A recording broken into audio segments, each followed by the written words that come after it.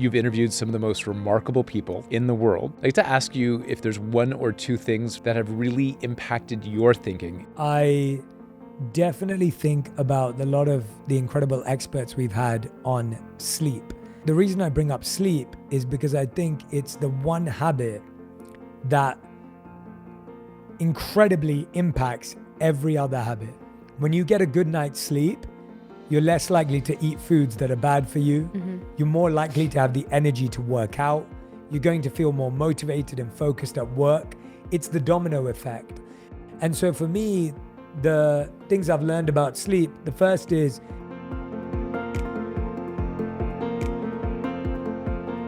you're a great lesson in the languages of love. And acknowledging that we all love different ways and we receive love differently. You all kind of ask of what language does Radhi speak and show love, or what language does Jay speak, and then how can I show them love in my language? And I just think that's such a beautiful, beautiful thing.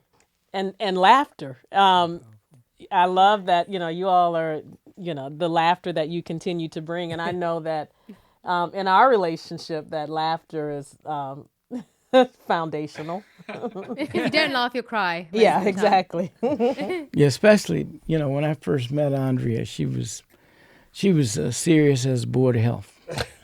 Serious as the Board of Health? Serious. Serious as the Board of Health. That's pretty serious. That's pretty serious. We say serious. Arndrea, when she was 20-ish, like I said, she was like really serious. I don't know if I saw that, but all of a sudden, over the last 5 years, she has become one of the most funny people that I know, one of the most funniest persons. And it just adds so much to our lives. And people don't know my dad was humorous. Got that from his mother. They see him as very serious, which he always was publicly, but he also was extraordinarily humorous. Radhi's the comedian in our relationship. That was going to be my question. Is that what are some things that she does to make you laugh? Oh my God, Radhi is the kind of person that wakes up in the morning, does a random dance move just for fun. I walk into the kitchen. There's no music playing. But Radhi's having a full-on party just in her head. Yeah, and it's so much fun to watch. And just someone who's always looking at the bright side of life. Someone who's always. It's just so 99.9% of the time. You're painting me out to be. I'm like, I can be a lot as well. Okay. No, you can't. I can. You're not a lot. She's hilarious in every possible way. She's making funny jokes. Everyone knows. Anyone who follows Radhi on social media knows that she's hilarious. And my team finds it really funny because on Valentine's Day or on our anniversary or whatever, I'll write these long, soppy, romantic, heartfelt messages because that's who I am. And Radhi will post an AI video of me twerking, and I'm not joking. It's real. I would never. Can we share that on social media? Is that available? We're gonna put that out on my legacy podcast. It's on Valentine's Day. Okay. I was I wrote this beautiful post, and she's got a video of me AI twerking. So. You're a PDA person. Yeah. I struggle with that. I love the description in this image in the morning, you walking in, dancing into the morning kitchen. So I'm the type of guy who rolls out of bed and you got to drag me into the kitchen. I never loved cooking. So I got to be candid here. Radhi, in your book, Joyful, you focus on conscious cooking and the energy that we bring into our food. As someone who sees cooking as a chore, how can we turn that into much more of a joyful practice? Well, to be fair, the morning thing, I am a morning person. I always have been. My mom has trained me to always wake up early. Didn't like it when I was younger, but really appreciate it now because mornings are definitely my favorite time of day. So I think that's at my advantage. I definitely jump out of bed and I'm ready to go from the second I'm awake. But how do the question was, how do I... Cooking a joyful practice. It's so core to you. Because I think... After learning about Ayurveda and also, again, watching my mum and my grandma cook throughout my whole life, I realized that it is so much more than just fuel for the body. It is such an act of service. And through that act, you can share so much love in it. Whenever you think about, I deeply believe that the reason most of us feel if our parents used to cook for us, that something tasted so good and you feel that warmth and that love through the food that someone's cooked for you, there is an actual energetic force that goes into the food that you're cooking when you're cooking it. And even in Ayurveda, it talks about how the energy that you have when you're touching the food, when you're cooking the food, when you're preparing the food, how you are feeling, the thoughts you're thinking, the energy that you have, the emotion that you're feeling has the ability to be transferred into the food that you are creating for that person. And so when I learned that, I was like, that is phenomenal, because you can literally heal someone's heart through cooking. You can bring someone happiness through thinking about joyful things or praying while cooking the meal. You can transform not just their body, but their mood, their energy levels, their heart, their mental state. And so it became so much more than just being in the kitchen for me. It became an act of love and service and healing for people that I love and wanted to care for. And so, yeah, it really shifted my perspective of what cooking actually is. Like, it's not just cooking. It's so much deeper than that. You have just shifted my perspective. Sincere, I love that. I love the idea. I do that. I don't know if you realize this, Martin, but at when I'm cooking, I change. There's always music playing in our house. Yeah. Normally during the day, it can be anything from singing bowls to, jazz music to a lot of classical. And whenever I start cooking, I'll put on the James Ingram or Jeffrey Osborne station. I don't know if you know, the energy in the house shifts. And I always pray as I'm cooking.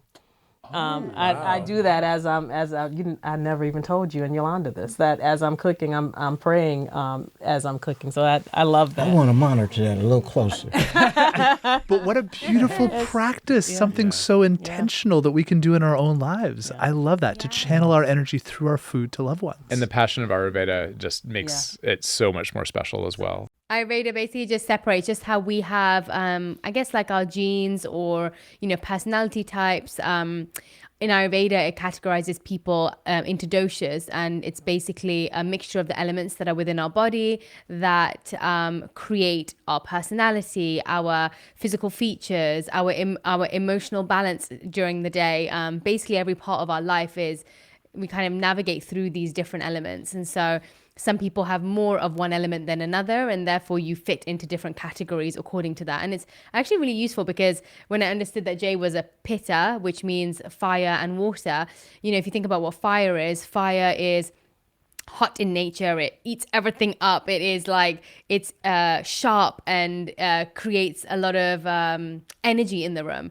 And so that also means, so for example, for someone's digestion who is pitta, it means you need to be eating regularly. You have to, you digest things very fast, which means that you need deep, like fulfilling nourishment in you to be able to work at the pace that your mind works at. I also know when imbalanced, if you think about fire, it can lead to some sort of like agitation or sharpness. And so you then learn the qualities of the person that you spend the most amount of time with and understand what's required to balance that person out.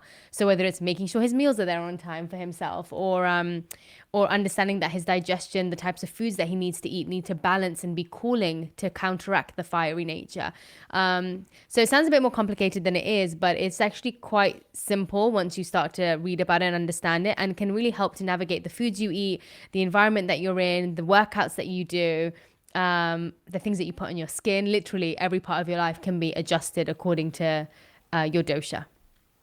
So then, Radhi, is that another way that you all speak each other's love languages? Like, do you use Ayurvedic principles in some ways? Like, that, okay, so he's, I need to. In a subtle way, yeah. Like I know the foods that he should and shouldn't be eating. So if I notice that he's in like a really intense period of his work, or he's really, he's like, not burning out, but he's doing a lot of things, I know the types of foods that he probably should be eating to help balance that out. And in the same way, I think I also know that if he doesn't eat and he might be a little bit, hangry, I understand where that comes from. I was about to say that I don't know Ayurveda, but I know when you're hungry. Yeah, exactly. You do. And you also know, like, kaphas can tend to be really emotional, and I tend to be quite emotional. And vatas have vata is air, which means my mind can switch from one thing to another. And it was really interesting when we first met. And actually through our relationship, one thing that we've struggled with is he'll be telling a story or telling me something really meaningful, and my mind can switch from one thing to another quite fast. And so he's saying something, it's triggered something else in my mind, and I'm off topic onto something else. And he's barely finished saying what he's thinking of or finished talking about the topic he's on. And so I had to really explain that to him, that it's not that I'm not listening, it's that my mind is connecting more dots than most people's does. And so my mind will connect things in a way that other people's won't. And so I've had to learn to figure that out, but he's also learned to give me a bit of grace with it too. So it has stopped a few arguments once we figured that out. Using Ayurveda as an excuse. I know. There you go. There you go. It's a marriage counselor as well. Who knew? So Jay, what would you say, because Radhi has obviously inspired so many people with her books and her, cooking and health. What would be one habit that she inspired, one bad, if you would say, habit that she inspired you to change? Oh yeah, it would definitely be my sugar intake. and I think this is a really important one for everyone, because I think people just don't understand the dangers of sugar and how much of it we're consuming. And especially in America, where I feel like so much of our food is just naturally filled with it, and how much of our diets have become infiltrated with packaged foods. Most of the things we're eating are not natural whole foods. And so I would say my diet as a whole has been completely reorganized and reshifted through Radhi, and it's actually it's a redefining of taste buds. Like, it's not even like, now it's not like, oh my gosh, I'm craving this and I can't have it. It's almost like recognizing that our taste buds are so badly programmed because of what we've been conditioned to eat for so long, and so we think we need it more than we do. So I think I definitely still have a sweet tooth, and I love a chocolate fudge cake if I can get one. But definitely made me much healthier in my diet. And yeah, that would easily be the biggest one. Radhi, if someone wanted to change their overall wellness and energy, what one or two things could they do? Honestly, I'd say in this day and age, one of the biggest things to change is, I always think of the 80-20 rule, but in this case, I mean that 80% of the food not coming from a packet and 20% of the food coming from a packet. Like, if you can make sure that the balance is that way, because for a lot of people, the balance is actually the other way. It's 80% coming from a packet and 20% coming from whole foods. And so I think that is causing a lot of the rise in a lot of health issues. So that's one. And I think the second thing would be, I've noticed that the fall in the amount of people that want to cook at home. And most of us are eating foods from restaurants or takeaways. And actually, we don't know the oils that people are using. We don't know the ingredients. We are really unaware of the consciousness that people are cooking it with. And so the second part to that would be, try and cook more meals at home. Like, connect to your food, understand what's going into it, and like, read the labels, start to educate yourself. I think we've put so much of our health into other people's hands. And I think it's really difficult nowadays, because there is way too much information online. Everybody's telling you should or shouldn't eat this. But in Ayurveda, I just learned how important it is to start to listen to your body. Most of us are so disconnected to our body that we don't even notice when we're having digestive issues. We don't realize that when I'm eating this, it's actually causing joint pain. When I'm eating this, it's making me feel lethargic and not energized. Like, the bottom line is, anything that we eat or drink, it should be creating vitality, energy, and lightness in the body. Like, you should feel like you can still get up and do things. As soon as you're eating foods and it's making you lethargic, it's making you feel heavy, and it's draining energy from you, that's a sign that the food that you're eating may just not be right for you. And so the third part of that would be education. Don't leave it to other people to tell you what you should be doing for your body. Start to learn. And the best way of doing that to start off with is start listening. When I'm eating this, how am I feeling? When I'm eating this, how is my digestion? How is my mind? Am I feeling focused and clear, or am I feeling foggy? There are such simple questions we can ask ourselves to really start to tune into the ins and outs of what we're eating and how it's affecting us. So I would say less packaged foods, cooking more meals at home, and educating yourself, because your health is in your hands. It shouldn't be in someone else's hands. Jay, we're so excited that you're about to take your podcast On Purpose on the road, where people can see you live with, of course, some surprise guests as well.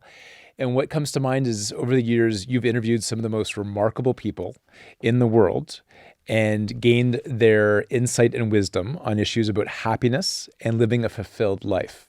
I'd like to ask you if there's one or two things from one of your guests or multiple guests that have really impacted your thinking in those areas. Yeah, absolutely. Yeah, I feel so grateful that I get to, after 6 years of building this incredible community, I get to go on tour and meet those people and hold those hands and give them hugs and look into their eyes and thank them for listening to us. You know, the hundreds of millions of people have been doing that every single week for 6 years now. It's really, really exciting. So we're starting with North America. When I think about my guests, I definitely think about a lot of the incredible experts we've had on sleep. And the reason I bring up sleep is because I think it's the one habit that incredibly impacts every other habit. When you get a good night's sleep, you're less likely to eat foods that are bad for you. Mm-hmm. You're more likely to have the energy to work out. You're going to feel more motivated and focused at work. It's the domino effect. And what I've learned about sleep is that a lot of us are not trying to build up our sleep like we build up other parts of our life. We want to gain mastery at our careers. We want to get good at our relationships. But so much of that is based on the quality of our sleep. If you have slept well, you're less irritable. You're less agitated. You're less likely to get angry or frustrated when something doesn't go your way because you have that foundational calm. And so for me, the things I've learned about sleep, the first is set a bedtime routine. Try and sleep at the same time every single day. Mm-hmm. Again, at least 5 days a week. Second is try and sleep in what's known as cave-like darkness. A lot of us today have flashing lights from TVs, from remote controls, from our phones, whatever it may be. Try and sleep in cave-like darkness as best as you can. Try and sleep in a temperature that's 63 to 68, 69 Fahrenheit. That's the recommended temperature. Slightly cooler. We actually sleep better when it's a little bit cooler than what we think. And the last one is have a bedtime routine. You know, eat a few hours before you get into before you're going to go to bed.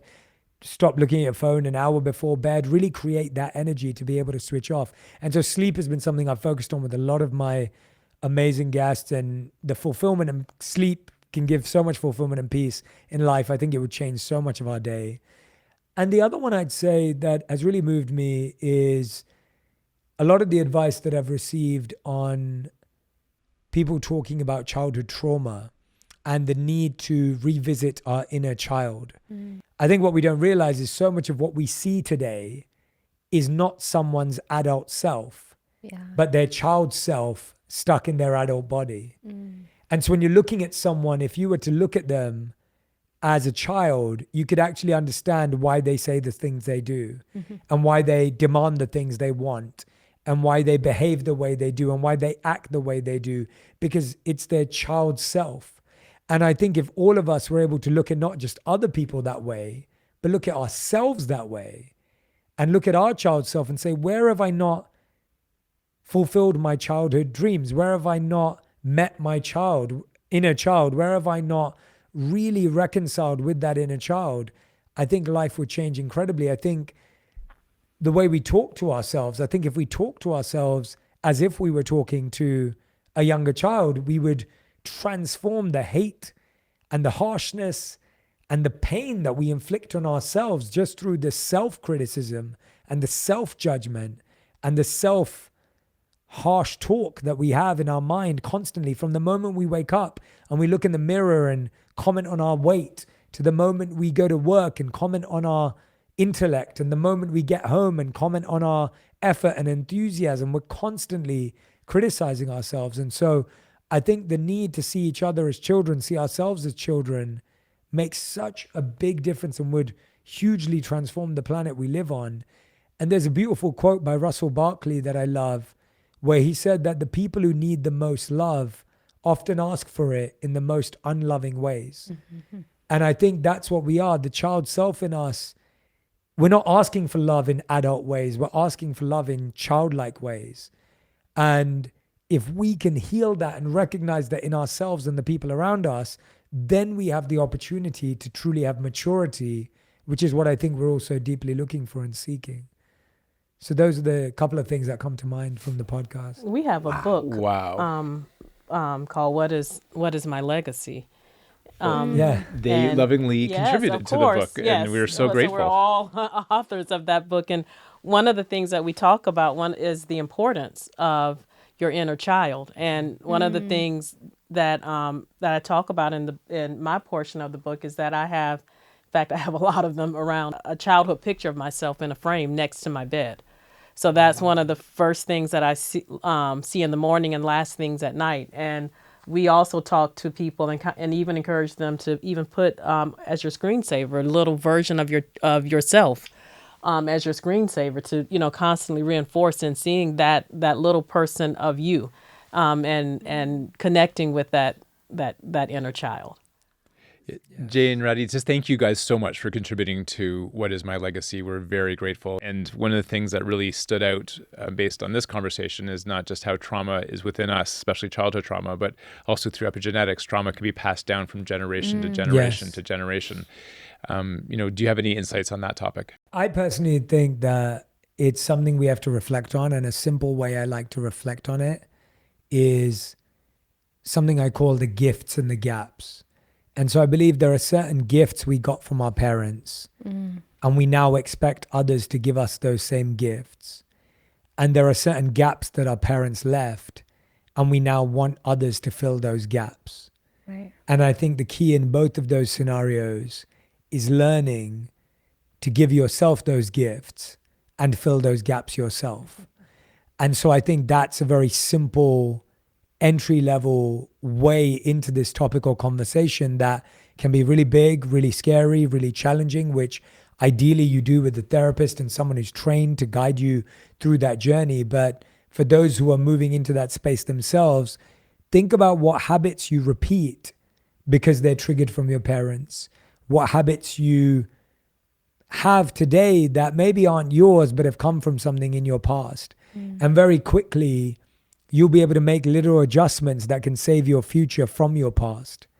And that's what I'd say to people. It's anyone who wants to save their future from their past, we have to go backwards and heal our trauma in order to move forward in a healed state. And so that requires the ability to look back and go, where did I pick that up? Why do I react like that? Where does that trigger come from? And as soon as you map it out, it's almost like this light bulb moment where you go, oh my gosh, I had no idea. And now you can actually edit your path forward. So that's the entry point, I'd say, for most people. For those listening on social media who want to share something with loved ones, save our future from our past. That's something to share to their friends. I love that phrase. Radhi, you've also had some amazing people on your podcast, and thank you so much for what you do and sharing such wisdom. Is there a guest or two or a word of wisdom you can share from what's been shared with you for our listeners? I would say the people that have recently stood out to me, one was, Terry Cole, actually. She talked a lot about the way that we connect in relationships. And, it was a very enlightening moment when she was talking about how we can help the people that we love. And, I think we have this habit of wanting to save people in our life when they're struggling, save people in our life when they are going through low moments. And that's one thing, actually, it reminds me of when I was struggling with things and Jay could have saved me, and instead he chose to give me aid in that area. He didn't choose to fix it for me. He would help me fix it for myself. And she spoke about that so deeply, saying most of the time we're trying to play savior to make ourselves feel less uncomfortable. But actually, you are disempowering them by fixing it for them. You are not giving them the tools and techniques to be able to do that for themselves ever again. Instead, you're being the savior, taking the power away from them. And I found that so fascinating. I thought that was that was a topic that I had to digest a lot, because I always struggle when people around me or family or anyone is struggling. I struggle not to intervene and try and fix the situation because I feel uncomfortable that they're going through it. But I realize it's so much more about giving people the tools and techniques rather than stepping in to play savior. That's a big one, not only in romantic relationships, that's a big one in parenting. Like when to know when that they need that struggle in order to garner that that muscle, and when to, kind of stepping back and not being the instant savior, even for our children. Yes, exactly. So another one that was amazing actually was Mindy Pell. She shares a lot about female hormones and the way a woman should be living according to her cycle rather than living according to a 24-hour cycle. Yes, because we should have a man's cycle versus the. And I thought that's something I think a lot of women could really use, because hormonal issues are really going up in women especially, and I think learning about our hormone cycle can really help us to avoid the future problems that women go through, whether it's difficulty through menopause, whether it's difficulty conceiving. All of that is based on our hormones. And so that was another one that I really learnt so much from. For the men at the table, Yes. we are taught we are taught on to do things on a 24-hour cycle. Yes. Which is a male cycle. But we as women, we have a 28-day cycle. And so it's really now this big movement of women reconnecting to doing things, being in the flow, acknowledging that our cycle is longer than the way that we're taught, which is just 24 hours. Okay, the men are nodding their head. Look, we obviously have laughed a lot today. Together, and that's wonderful, and it's so important. We have to be very transparent that right now it's very difficult for so many people, and so many people feel such an overwhelming fear, disconnection, and so I would really am curious to hear from both of you. What would you offer to people that are feeling that fear, that disconnection, the overwhelm, the stress? Good question. Do you want to go? Just like that? The first thing that came to mind for me is whenever I feel like things are out of my control, or I feel like overwhelmed at what's happening around me, or even in our own life. There's this, every time I feel like it's just me, the problem feels really difficult to handle. But as soon as I think the problem is me plus God, or me plus the universe, or something that has a much higher power than I do, it starts to feel a little bit more manageable. And so I find that prayer for me has always been such a beautiful place to come to when all other hope feels lost. I think I get a lot of solace in prayer. And I think that also connects to the idea that we can feel way more disconnected when we don't feel connected to ourselves. And so whether it's practices and rituals to actually connect deeper to ourselves, that allows us to connect deeper to other people and have meaningful connections with others that help us through those times. I think reconnecting every single day in some way to who you are and having those moments are really important to be able to connect to someone else, to be able to feel understood or valued by other people. I think for me, the main one always ends up being prayer, because I'm like, at this point, I can't control anything, so I'm leaving it up to you. I would love to hear some of yours. There's something called the third space theory, and it's this idea that just around 25, 50 years ago, we had three spaces we lived in. We had home, we had work, and then we had church or temple, synagogue, mosque. And what happened is that those three spaces shrunk to two spaces. We went from work to home and home to work. And now we all know that those two places have shrunk into one place. Yeah. We work from home and we live at home. And what's happened is not that we've just lost three spaces, but we've lost what that third space provided us. So what happened at church or the community center or a place of gathering was you had a space to look back on work and home and state and everything else and reflect on, how could I be better? What could I do differently? Let's figure out together what the solution is. What can we all band to do together? So the biggest challenge today is that we're all feeling the same feeling, but we're feeling it on our own. We're lonely, feeling the same thing. And there's a big difference between being lonely, feeling something, and feeling belonging in feeling something. Right. And so what I would encourage everyone to do is go and find your third space. Go and find your space of belonging. Go and find your space of connection. Go and find that space where you're with people of equal value, where you can share your heart, when you can hear other people's, when you can open up your mind, where you can carry someone else's burden. I think we've just lost that as a society. And I think these moments are great reminders that we are stronger when we are working together. We are better when we're working together. And ultimately, when we're united and carrying each other's weight, the weight doesn't feel as large. And I think that's the biggest challenge today, is that we're all carrying the weight on our own. Mm-hmm. And so finding that third space, creating that third space if you don't have it. The third space doesn't have to be 200 people, 2,000 people, 20,000 people. It can literally be 4 people in a room that are reading scripture together, that are starting a book club, that are listening to this podcast and sharing what they learned from you and all your amazing guests that you've had on. It starts that small, and I really feel that we have to create that third space, even because right now our third space is all of us sitting in front of the television, and the TV screen is the third space, the phone screen is the third space, and that third space isn't giving you what the original third space gave you. Oh, I love it. You know, both of you give this incredible, powerful message into the world, into this universe. You've dedicated your lives to service and to inspiration. Of course, on My Legacy, we reflect on legacy. And ultimately, what do you hope each of you, your legacy will be?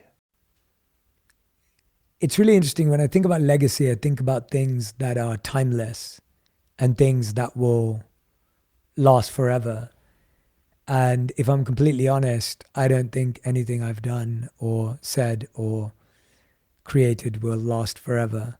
I'm really grateful I got to be a tiny voice in the 5,000-year-old history of the Vedic tradition, which has come before me and will outlast me for thousands and thousands and thousands of years.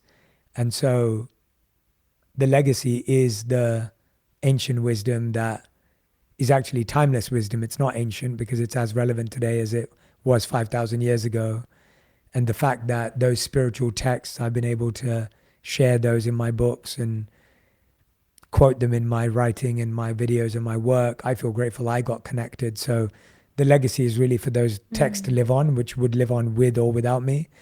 And so I'm not too concerned about my personal legacy because the text will do the work that they need to do, and those words will have the impact that they're meant to have with or without me. I just got lucky to be a small part of that journey.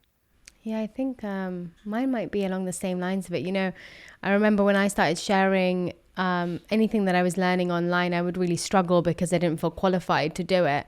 And I remember one of our teachers, Radhanath Swami, would always talk about being a bridge, where you don't have to be the expert, you don't have to be the end point, but you can be a bridge for someone where you're helping them go from one thing to another and then passing them on to somebody else.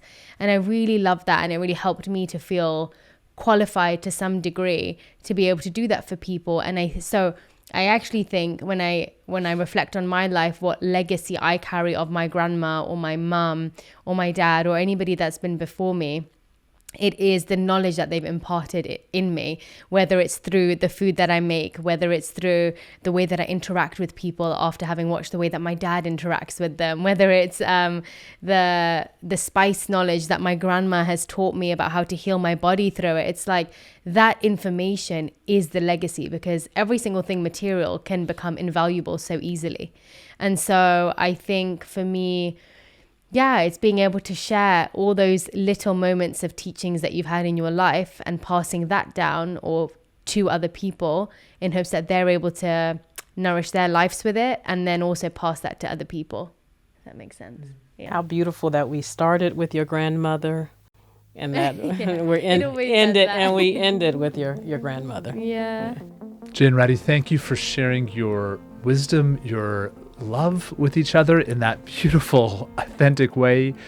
The extraordinary challenges that you've laid in front of us of how we can all, our listeners and our viewers, do small but deeply intentional things every day in our lives. And I want to relay some of those challenges again for the message that your partner is your guru. What a beautiful thing for our listeners to say to their loved ones, their partners, after they listen to this, that you are my guru, you are the teacher, you help me be better. To say that intentionally to someone.